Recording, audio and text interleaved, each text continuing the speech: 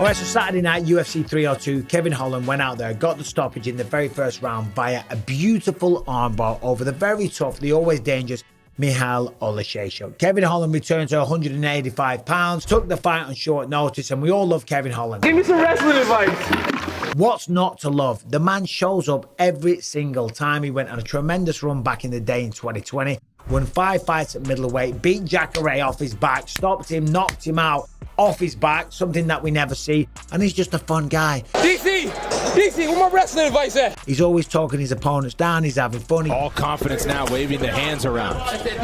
He doesn't take life too seriously. The man's a real life bloody superhero, stopping robberies, chasing down people that snatch purses and stuff like that. Catching bad guy. Kevin Holland is the man, okay?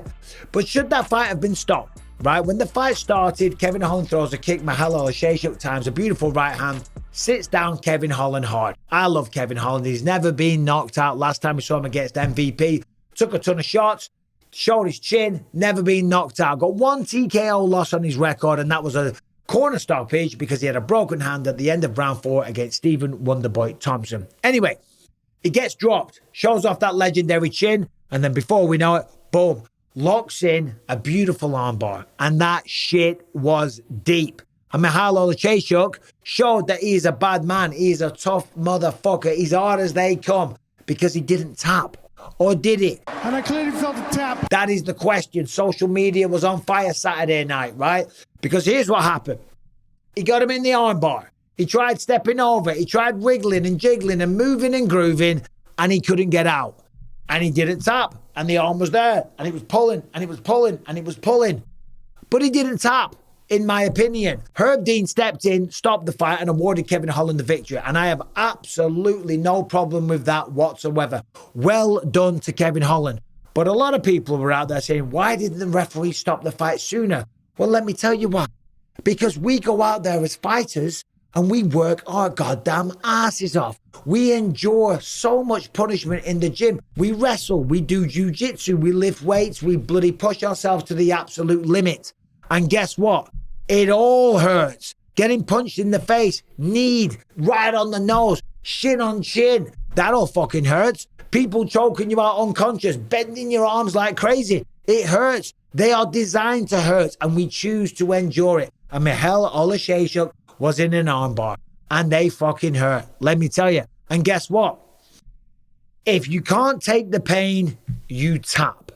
But if you can take the pain, you don't tap, okay? And what he was trying to do, he was trying to wriggle and jiggle and move. Now, I can't show it here because of the camera angle, but if you kind of turn over, it looks like it's bending, okay? Now, the person with the best view was none other than Herb Dean. He was right there. But from my angle, it looked like he was kind of turning, and yeah, maybe there was some bruised ligaments, torn ligaments, partial tears. We don't care, right? The fight was stopped.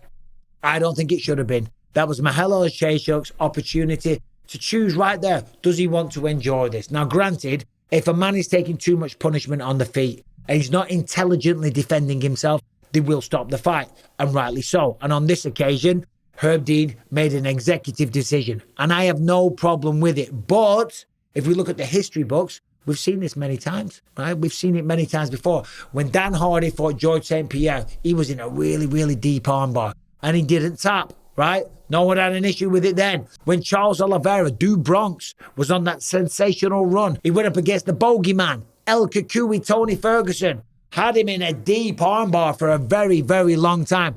Did Tony Ferguson quit? No, he didn't. Did he tap? No. Was the fight stopped? No, it wasn't. And we, as fight fans, were treated to some more action throughout the fight.